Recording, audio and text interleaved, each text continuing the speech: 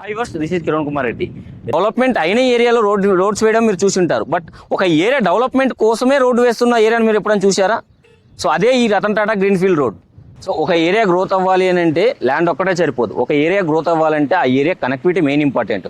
So అటువంటి కనెక్టివిటీలో భాగంగా జరుగుతున్న వర్కే Ratan Tata greenfield road.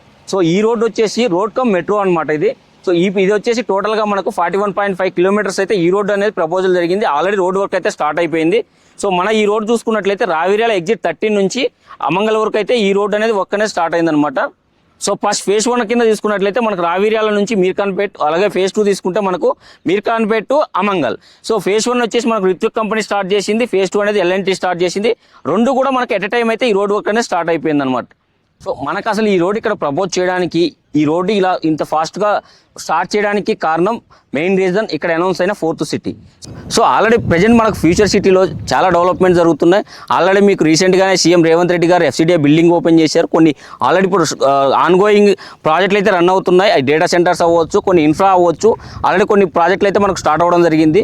So ఒక ఏరియా డెవలప్మెంట్ అవ్వాలంటే మీకు ఇందాక చెప్పాను కదా, ఒక ఏరియా డెవలప్మెంట్ అవ్వాలంటే నాట్ ఓన్లీ ల్యాండ్, ఒక ఏరియా డెవలప్మెంట్ అవ్వాలంటే రోడ్ కనెక్టివిటీ చాలా ఇంపార్టెంట్. సో అటువంటి కనెక్టివిటీ కోసమే ఈ 330 ఫీట్ రోడ్ అనేది స్టార్ట్ అయ్యింది. సో మనకి ఏంటంటే ఆల్రెడీ ఫ్యూచర్ సిటీ సంబంధించి 30,000 ఎకరాస్ ల్యాండ్ అవైలబిలిటీ ఉండడం, అదే హైదరాబాద్ మ్యాప్లోనే ఎక్కడ ఇంత ల్యాండ్ బ్యాంక్ అవైలబిలిటీ లేకపోవడం, దీనికి easy connectivity airport near by ఉండడం.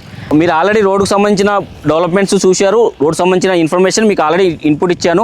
అలాంటి ఇన్ అండ్ అవుట్ దృష్టిలో పెట్టుకొని ఈ ఏరియాస్లో గ్రోత్ కార్డ్ అనేది చాలా తక్కువగా ఉంటుంది. అంటే ఎవరో ఇక్కడ రోడ్డు 330 ఫీట్ రోడ్డు వస్తుంది కదా, ఇక్కడ ఇన్వెస్ట్ చేద్దాము, ఇక్కడ మనకు డబుల్ అయిపోతాయి కదా అని ఆశతో అయితే అస్సలు ఇన్వెస్ట్ చేయకండి.